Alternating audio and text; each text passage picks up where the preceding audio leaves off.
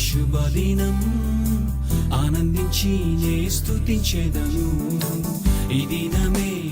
Praise the Lord. దేవుని నామానికి మహిమ ఘనత ప్రభువులు కలుగును గాక. దేవాతి దేవుని యొక్క కృపను బట్టి, ఆయన పరిశుద్ధ నామాన్ని బట్టి మీ అందరితో వాక్యాన్ని పంచుకున్నట్టుకు దేవుడు కృపను అనుగ్రహించాడు. ఈ శుభదినాన దేవుడు మనల్ని దీవించి ఆశీర్వదించి పరిశుద్ధ గ్రంథమైన బైబిల్ నుండి కొన్ని మాటల ద్వారా దేవుడు మనతో మాట్లాడనుంటున్నాడు. జాగ్రత్తగా ఆలకిద్దాం. ఈ దినము దేవుడు తిరిగి జన్మించు అనుభవం అన్న ఈ యొక్క అంశమును గూర్చి ఆయన కొన్ని విషయాలను మనకు బయలుపరచాలని కోరుకుంటూ ఉన్నాడు. శ్రద్ధగా విందాము. యేసుక్రీస్తు ఈ భూమి మీద ఉన్నప్పుడు ఆయన పరిచర్య చేస్తూ అనేక మందికి ఆయన పరలోక రాజ్యమును గూర్చి ఎన్నో విషయాలను వివరిస్తూ ఉన్నాడు. ఎంతో మందికి దేవత దేవుని యొక్క అత్యున్నతమైన నామాన్ని, అలాగే ఆయన రాజ్యాన్ని, అలాగే ఎవరికి తెలియని ఆత్మీయ సత్యాలను, ఆత్మీయ సంగతులను రకరకములుగా యేసయ్య ఈ భూమి పైన మనుషులందరికీ, ఆయన యొద్దకు వచ్చి వారందరికీ ఆయన వివరిస్తూ ఉన్నాడు. ఈ క్రమములో ఒక దినమున నికోదేము అన్న ఒక ధర్మశాస్త్రాన్ని బోధించు ఒక బోధకుని యేసయ్య కలవడం జరిగింది. ఆయన ఎప్పుడైతే కలిశాడో, యేసయ్య ఆంతర్యాలను తెలుసున్న దేవుడు కాబట్టి, అందరి గురించి ఆయన పరిశీలించు దేవుడు కాబట్టి, నికోదేముతో కొన్ని కీలకమైన విషయాలను ఆయన మాట్లాడడం జరిగింది. నికోదేముతో మాట్లాడుతున్నప్పుడు ఆయన మాట్లాడిన ఆ లేఖనములు క్రైస్తవుని జీవితానికే, విశ్వాస జీవితానికే పునాదులుగా మారాయి. అపోస్తులైన యోహాను దేవాతి దేవుని యొక్క శక్తి ద్వారా ఆయన నింపబడి ఆ రోజు యేసయ్య నికోదేముతో ఏం మాట్లాడాడో ఆ విషయాలను గూర్చిన ప్రాముఖ్యత ఏంటో ఆయన చక్కగా ఆయన యొక్క సువార్తలో వ్రాయడం జరిగింది. అది మనకు యోహాను సువార్త 3వ అధ్యాయం అంతా గనక మనం చదివితే ఎన్నో విషయాలు మనకు తెలుస్తాయి. అందులో కీలకమైంది 3వ అధ్యాయము 3వ వచనం. యేసుక్రీస్తు ఆ యొక్క సందర్భంలో నికోదేముతో మాట్లాడుతూ ఇలా అంటూ ఉన్నాడు. ఒకడు క్రొత్తగా జన్మించితేనే కానీ అతడు దేవుని రాజ్యమును చూడలేడని నీతో నిశ్చయముగా చెప్పుచున్నాను నికోదేము అని యేసుక్రీస్తు ఈ యొక్క మాట మాట్లాడుతూ ఉన్నాడు. ఒకడు క్రొత్తగా జన్మించాలి అని నికోదేముతో యేసుక్రీస్తు అంటూ ఉన్నాడు. ఇది ఆయన నికోదేముతో మాట్లాడుతూ కొత్తగా జన్మించడానికి, అలాగే దేవుని రాజ్యానికి యేసయ్య ఇక్కడ ముడిపెట్టడం జరుగుతుంది.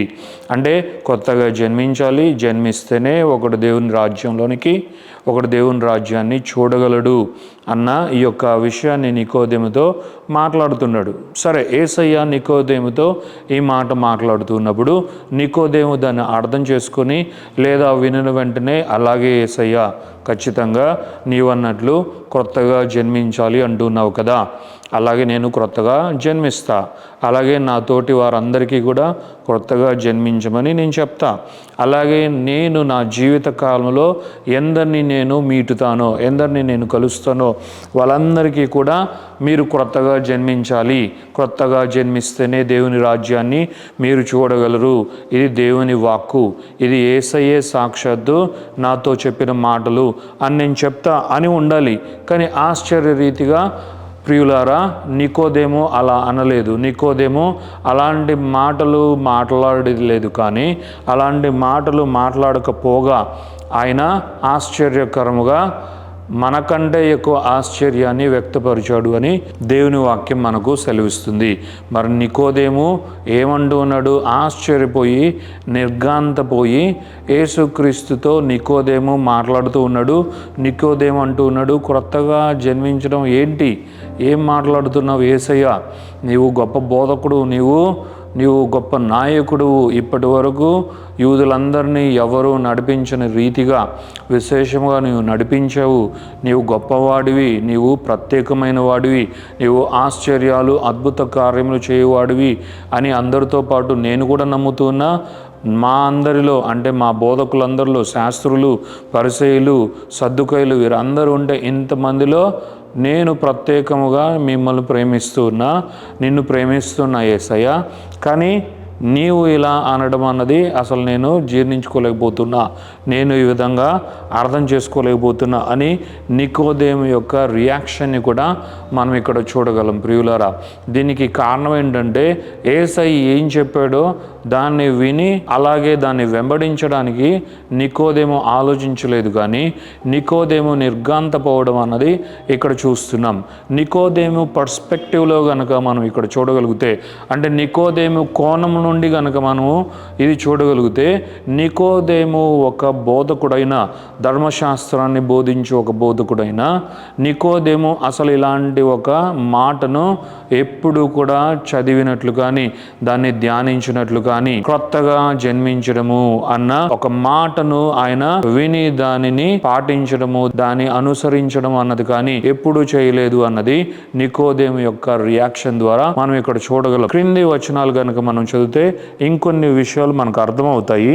4లో మనం చూడగలిగితే నికోదేము ఇలా అంటూ ఉన్నాడు, ముసలివాడైన మనుష్యుడేలాగూ జన్మింపగలడు యేసయ్యా? అలాగే రెండవ మారు తల్లి గర్భమందు ప్రవేశించి జన్మింపగలడా అని ఆయనను అడుగగా, నికోదేము ప్రశ్నిస్తున్నాడు. అంటే దాని అర్థము అదేదో అగౌరవంగా అన్నట్లు కాదు, కానీ నికోదేము యేసయ్య మాటలకు నివ్వెరపోతూ ఉన్నాడు, నిర్ఘాంతపోతూ ఉన్నాడు.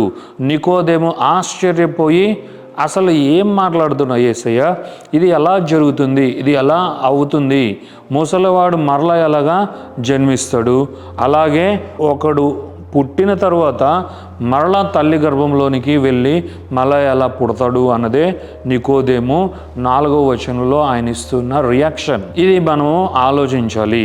దేవుడు ఏ మాట చెప్పాడో ఆ మాటను అది అక్షరార్థకంగా నికోదేము ఒకవేళ తీసుకున్నాడేమో, లేదు అంటే యేసయ్య ఏదైతే చెప్పాడో అది ఆయన పాపము ఫిజికల్గా ఆలోచించి, నేను ముసలివాడయ్యాను కదా, లేదు నేను ఇంకెవరికైనా ఇది చెప్తే, నేను ఇంకొకరి గురించి ఆలోచిస్తే వాళ్ళు కూడా వయసు అయిపోయిన వాళ్ళు ఉంటే వారు మరలా ఎలాగా జన్మిస్తారు అని ఆలోచించి ఉండొచ్చు.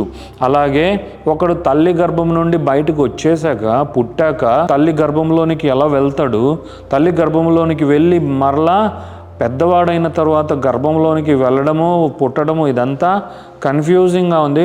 అసలు ఏం చెప్తున్నావు యేసయ్య అన్నట్లు నికోదేము ఇక్కడ ఆశ్చర్యపోయి యేసయ్యతో ఈ ప్రశ్న వేయడం జరిగింది. అలాగే యేసుక్రీస్తు కూడా 5వ వచనంలో ఏమంటున్నాడో గనుక మనం ఒకసారి చూడగలిగితే, ఒకడు నీటి మూలముగాను ఆత్మ మూలముగాను జన్మించితేనే గాని దేవుని రాజ్యంలో ప్రవేశింపలేడని నీతో నిశ్చయముగా చెప్పుచున్నాను నికోదేము అని మరలా యేసయ్య ఇదే వాక్యాన్ని ఆయన ముందు చెప్పిన దాన్నే మరింత లోతుగా ఆయన అంటున్నాడు. నికోదేము, ఒకడు నీటి మూలముగాను ఆత్మ మూలముగాను జన్మిస్తేనే గాని దేవుని రాజ్యములోనికి ప్రవేశించలేడు, దేవుని రాజ్యాన్ని వాడు చేరలేడు నికోదేము అని మరలా యేసుక్రీస్తు మాట్లాడుతూ ఆయన 6లో ఈ విధంగా అంటున్నాడు, శరీర మూలముగా జన్మించినది శరీరమును, ఆత్మ మూలముగా జన్మించినది ఆత్మయునై ఉన్నది. మీరు కొత్తగా జన్మింపవలనని నేను మీతో చెప్పినందుకు ఆశ్చర్యపడవద్దు. గాలి తనకిష్టమైన చోటును విసురును, నీవు దాని శబ్దము విందువే గాని అది ఎక్కడి నుండి వచ్చునో ఎక్కడికి పోవునో నీకు తెలియదు. ఆత్మ మూలముగా జన్మించిన ప్రతి వాడును అలాగే ఉన్నాడనెను. అందుకు నికోదేము ఈ విధంగా అన్నాడు, ఈ సంగతులు ఎలాగు సాధ్యములని ఆయనను అడుగగా యేసు ఇట్లనెను, నీవు ఇజ్రాయేలుకు బోధకుడువైయుండియు వీటిని ఎరుగవా నికోదేము. దేవత దేవునికి మహిమ కలుగును గాక. ఇక్కడ నికోదేముతో మాట్లాడుతున్న దేవాతి దేవుడు మన ప్రియమైన మన ప్రభు అయిన యేసయ్య నిజముగానే నికోదేమునకు మించి, నికోదేము కంటే ఎక్కువగా యేసయ్య ఇక్కడ ఆశ్చర్యపోవాలి. ఎందుకంటే స్టెప్ బై స్టెప్ ఒకదాని తర్వాత ఒకటి యేసుక్రీస్తు వివరిస్తూనే ఉన్నాడు. ఆయన యోహాను సువార్త 3వ అధ్యాయము 3వ వచనం మాత్రమే చెప్పి వదిలిపెట్టి, ఇదిగో ఇంక నేను నీ చేతికి వదిలేస్తున్నా, నువ్వు ఎలాగైనా అర్థం చేసుకో, ఇంతవరకు నేను చేయగలను, ఇదే నీకు, ఇక దీని తర్వాత నువ్వు ఏమి అడగవద్దు అనలేదు. నికోదేము ఎప్పుడైతే సందేహాన్ని వ్యక్తపరిచాడో, నికోదేము ఎప్పుడైతే దేవా ఇది ముసలవాడు మరల ఎలాగా జన్మిస్తాడు, క్రొత్తగా ఎలాగా జన్మిస్తాడు అని ఆయన అడిగినప్పుడు అలాగే తల్లి గర్భం నుండి ఒకడు పుట్టడం జరుగుతుంది, కానీ పుట్టిన తర్వాత మరలా తల్లి గర్భంలోనికి వెళ్ళి మరలా ఎలాగా తిరిగి జన్మిస్తాడు అన్న ఈ డౌట్స్ అన్నీ ఎక్స్ప్రెస్ చేసిన తర్వాత కూడా యేసుక్రీస్తు చాలా శాంతముగా ఆయన 5వ వచనంలో ఆయన వివరిస్తున్నాడు, ఇంకా లోతుగా చెప్తూ ఉన్నాడు. నికోదేము, ఒకడు నీటి మూలముగా ఒకడు ఆత్మ మూలముగా జన్మిస్తేనే కానీ దేవుని రాజ్యాన్ని స్వతంత్రించుకోలేడు, దేవుని రాజ్యంలోనికి వాడు ప్రవేశించలేడు అని యేసయ్య వివరిస్తూ ఆయన ఇంకా లోతుగా ఆయన అంటూ ఉన్నాడు, శరీరం ద్వారా శరీరమే పుడుతుంది, శరీరం ద్వారా ఆత్మ పుట్టదు, అలాగే ఆత్మ ద్వారానే ఆత్మ పుడుతుంది. నికోదేమో, ఆత్మ ద్వారా ఇవన్నీ జరగాలని నేను కోరుకుంటున్నా అని ఆయన వివరిస్తూ ఇంకా క్రింద ఆయన గాలి ఎక్కడి నుండి వస్తుందో తెలీదు, ఎక్కడికి వెళ్తుందో తెలీదు, అలాగే ఒకడు కొత్తగా జన్మించడం అన్నది అది దేవుని కార్యము, దేవుని ద్వారా జరిగేది, అది ఆత్మ ద్వారా జరిగేది అని ఇలా ఆయన ఇంత వివరముగా వివరిస్తూ ఉన్నా సరే అప్పటికైనా సరే నికోదేమో ఆలోచించి కొంత ఆయన సమయాన్ని తీసుకొని, అవును కదా, నాకు ఇవన్నీ వివరిస్తున్నవాడు బోధకులకే బోధకుడు, ఆయన పరమ బోధకుడు, ఆయన పరమ నుండి వచ్చినవాడు, ఆయన గొప్పవాడు, ఆయనకు మించిన వారు ఎవరూ లేరు, అత్యున్నతమైన జ్ఞానం కలిగిన దేవత దేవుడు ఆయనతో మాట్లాడు ఎవరైనా సరే జాగ్రత్తగా ఆయన చెప్పింది విని అర్థం చేసుకోవాలి, గ్రహించాలి, సమయాన్ని తీసుకోవాలి, వాటిని లోపల సింక అగులాగున చూసుకోవాలి. కానీ ఈ విధంగా మనము తొందరపడడం అనేది మంచిది కాదు అని ఆయన తను తాను ఎగ్జామిన్ చేసుకుని ఉండాలి. కొంతైనా సమయం తీసుకొని, అరే ఆయన ఏది చెప్పినా సరే అది గొప్పవి, అవి అత్యున్నతమైనవి, అవి పరలోక సంబంధమైనవి, నేను కొంత సమయాన్ని తీసుకొని ఆలోచిస్తా, గ్రహిస్తా అనుకోకుండా ఇక్కడ నికోదేమో కేవలము శరీర మూలముగానే ఆలోచించాడు. యేసుక్రీస్తు చెప్తున్నవన్నీ కూడా శరీరము అన్న ఒక గ్లాసెస్ స్పెక్టికల్స్ పెట్టుకొని చూస్తున్నాడు నికోదేము. దేవుడు చెప్పినవన్నీ కూడా ఆత్మ సంబంధమైనవి అయితే నికోదేము మాత్రం శరీరం నుండి ఆలోచిస్తున్నాడు, జస్ట్ ఫిజికల్గా ఆలోచిస్తున్నాడు. ఒక స్త్రీ ఎలాగ జన్మనిస్తుందో దాని గురించి ఆలోచిస్తున్నాడు. కానీ దేవుడు చెప్తున్న ఆత్మ సంబంధమైనవి నికోదేముకి ఏమీ ఎక్కట్లేదు. ఇవన్నీ చెప్పి ఆయన స్టెప్ బై స్టెప్ అన్నీ చెప్పిన తరువాత కూడా యేసుక్రీస్తు ఆయన అంటూ ఉన్నాడు, ఆత్మ మూలముగా జన్మించిన ప్రతి వాడును అలాగే ఉన్నాడు అని ఆయన చెప్పడం జరిగింది. అంత మాత్రమే కాకుండా పైనున్నవన్నీ కూడా ఆయన ఒక్కొక్కటి వివరిస్తే ఇంత చెప్పినా కూడా అట్లీస్ట్ అర్థం కాకపోయినా సరే నికోదేము నమ్మి, అవును ప్రభువా నిజమే, ఒకడు తిరిగి జన్మించాలి, ఒకడు క్రొత్తగా జన్మించాలి, వాక్యంలో చెప్పినట్లుగా క్రొత్తగా అందరూ జన్మించాలి, నువ్వు నాతో మాట్లాడుతున్నావు కాబట్టి యేసయ్య నేను తప్పక క్రొత్తగా నేను జన్మిస్తాను, నేను తిరిగి జన్మిస్తాను, నువ్వు అన్నట్లే ఈ యొక్క బోధను అనేక మందికి నేను వివరిస్తాను, అనేక మందికి కూడా నేను తెలియపరుస్తాను అని ఉండాల్సింది నికోదేము. దానికి బదులుగా నికోదేము ఇక్కడ ఏమి ఎక్స్ప్రెస్ చేస్తూ ఉన్నాడంటే, ఈ సంగతులు ఎలాగూ సాధ్యములని ఆయనను మరలా అడిగాడు. గ్రహించకుండా, అర్థం చేసుకోకుండా పదే క్వశ్చన్లే మరలా తిరిగి అడుగుతున్నాడు. ఎందుకంటే అవి ఫస్ట్ స్టేజ్లో అడిగితే ఓకే అనుకోవచ్చు, మరలా వివరించినా కూడా అవే అడుగుతూ ఉంటే మనం ఒకసారి ఆలోచించాలి నికోదేము గురించి. ఈ రోజుల్లో ఈ విధముగా దేవుని వాక్యాన్ని, దేవుని అత్యున్నతమైన పునాదులను, దేవుని యొక్క ఆత్మ సంబంధమైన ఫండమెంటల్ థింగ్స్ని అర్థం చేసుకోలేని, గ్రహించలేని ఎంతోమంది క్రైస్తవులు అనబడేవారు, విశ్వాసులు అనబడేవారు ఇంకా మన మధ్యనే ఉన్నారు. ఈ విధముగానే వారు గొప్పవారై ఉండొచ్చు, గొప్ప స్థాయిలలో ఉన్నవారై ఉండొచ్చు, అయినా కూడా నికోదేము వలె వారికి టైటిల్స్ ఉన్నాయేమో, గ్రాండ్ మాస్టర్ అని, లేదంటే హై టీచర్ అని, మాస్టర్ అని, ఇలాంటి టైటిల్స్ ఉన్నాయేమో, కానీ దేవుని వాక్యం ఇంకా అర్థం అవ్వట్లేదు, దేవుని వాక్యాన్ని గ్రహించలేకపోతున్నారు. కారణం వారు ఆత్మను ఆత్మగా చూడట్లేదు, కానీ శరీరము ద్వారా ఆత్మను చూడడానికి ట్రై చేస్తున్నారు. లేదంటే శరీరము ద్వారా దేవుని వాక్యాన్ని భౌతికముగానే వారు కొలమానం వేసుకుంటూ ఉన్నారు. కానీ దేవుడు వివరిస్తున్న ఈ ఆత్మ స్థాయికి వారు రావట్లేదు.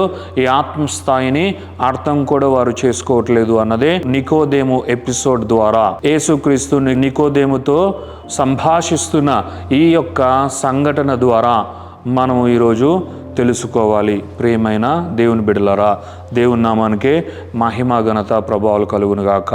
ఇంతకు యేసయ్య ఒకడు క్రొత్తగా జన్మించాలి అన్న మర్మం ఏంటి? ఒకడు క్రొత్తగా జన్మించాలి అన్నది యేసుక్రీస్తుకు తెలియందేం కాదు. ఒకడు పుట్టిన తరువాత మరలా తన తల్లి గర్భంలోనికి వెళ్ళడము, ఒకవేళ అది బాలుడైనా సరే తిరిగి మరలా తల్లి గర్భంలోనికి వెళ్ళడమే అసాధ్యమైనప్పుడు, అప్పుడు పెద్దవాడైనప్పుడు తిరిగి మరలా తల్లి గర్భంలోనికి ఎలా వెళ్తాడు? ముసలివాడైనప్పుడు తిరిగి మరలా తల్లి గర్భంలోనికి ఎలా వెళ్తాడు అన్నది మనుషులకే కాదు, ఆయనకు ఇంకా ఇంకా ఇంకా బాగా తెలుసు. మరి దేవుడు ఒకడు క్రొత్తగా జన్మించాలి అన్నది శరీర సంబంధమైనది కానే కాదు, ఇది ఆత్మ సంబంధమైనది. ఇంగ్లీష్లో మనకుంటుంది born from above. Born from above అన్నది గ్రీక్ నుండి తీయబడిన ఒక వాక్యము. ఈ వాక్యాన్ని మనము తర్జుమా చేసి కనుక చూస్తే బార్న్ ఫ్రమ్ అబవ్ అన్న బార్న్ అగైన్ అన్నది ఇంగ్లీష్ ట్రాన్స్లేషన్లో మనకుంటే దాని యొక్క నిర్వచనము బార్న్ ఫ్రమ్ అబవ్ అనే ప్రియమైన జనాంగమా. దీన్ని మనము వినాలి, దీన్ని మనం అర్థం చేసుకోవడానికి ప్రయత్నించాలి. యేసుక్రీస్తు క్రొత్తగా జన్మించాలి అంటే దాని అర్థము నీవు పైనుండి పుట్టాలి ప్రియమైన జనాంగమా అని ఆయన అందరితో మాట్లాడుతూ ఉన్నాడు. అది ఎవరైనా సరే, యేసయ్య యొద్దకు వచ్చేవారు ఎవరైనా సరే, యేసయ్య కావాలి అని, యేసయ్య రాజ్యం కావాలని, ఆయన రక్షణ కావాలని ఆయన యొద్దకు వచ్చేవారు ఎవరైనా సరే వారితో ఆయన సూటిగా మాట్లాడుతూ ఉన్నాడు. నీవు క్రొత్తగా జన్మించాలి ప్రియమైన బిడ్డ అని ఆయన అంటూ ఉన్నాడు. అంటే దాని అర్థము నీవు పైనుండి జన్మించాలి. అంటే దాని అర్థము నీకు నీవుగా క్రొత్తగా అవడం కుదరదు, కానీ నీవు పైనుండి వచ్చే సహాయం ద్వారా మాత్రమే నీవు క్రొత్తగా అవ్వగలవు. అంటే దాని అర్థము పైనుండి దేవుడు తన శక్తి ద్వారా తన ఆత్మను నీకు అనుగ్రహించి నీలోని పాత చెడిపోయిన పాపభూయిష్టమైన శపితమైన ఆ ఆత్మను తీసివేసి దేవుడు అనుగ్రహించే నూతన ఆత్మతో నింపి నీవు క్రొత్తగా జన్మించులాగున, తిరిగి జన్మించులాగున, బార్న్ అగైన్ ఎక్స్పీరియన్స్ నీవు పొందులాగున చేసినప్పుడే దేవుడు అంటున్నట్లు, యేసయ్య అంటున్నట్లు నీవు క్రొత్తగా జన్మించిన వాడవవుతావు. నీవు నీటి మూలముగాను ఆత్మ మూలముగాను జన్మించి కేవలం దేవుని రాజ్యాన్ని చూచుట మాత్రమే కాదు ప్రియమైన దేవుని బిడ్డలారా, దేవుని రాజ్యంలోనికి ప్రవేశించడం కూడా జరుగుతుంది అన్నది ఈ సత్యాన్ని మనం గ్రహించాలి. ఇది దేవత దేవుడు మనందరికి కూడా వివరిస్తున్నాడు. ఈ విధముగా నికోదేము వలె అవిశ్వాసులై, నికోదేము వలె సందేహము కలిగి, నికోదేము వలె దేవుడు లేఖనాలను వివరిస్తూ ఉన్న, దేవుని వాక్యాన్ని ఆయన వివరిస్తున్న దాన్ని గ్రహించకుండా పక్కదారిన పట్టి మన దారిన మనమే వెళ్తూ, మనం అనుకున్నది మనమే అర్థం చేసుకుంటూ, మనకు తెలిసింది మనము దేవుని వాక్యాన్ని తర్జుమా చేసుకుంటూ ఇలా వెళ్ళడం అన్నది మంచిది కాదు.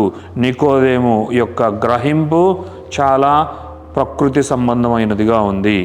నికోదేములాగా మనం ఉండకూడదు, కానీ యేసయ్య చెప్తూ ఉన్నట్లు, ఆయన వివరిస్తూ ఉన్నట్లు నిజముగానే ఇవి ఆత్మనే కంటుంది అన్న విధముగా, ఆత్మ మూలముగా ఆత్మ సంగతులు జరుగుతాయి అన్న విషయాన్ని మనం గ్రహించి మనము కూడా తిరిగి జన్మించిన ఆ అనుభవమును తిరిగి మరలా మనం ఆస్వాదించుకుంటూ, తిరిగి జన్మించిన వారైతే నిజముగా యేసయ్యనందు నా తండ్రి అయిన దేవుడు నన్ను క్రొత్తగా జన్మింపచేశాడు, నేను పైనుండి పుట్టువాడునుగా, బార్న్ ఫ్రమ్ అబవ్గా నేను అయ్యాను, దేవునికి మహిమ కలుగునుగాక అని మనం కృతజ్ఞతాస్తుతులు చెల్లించాలి.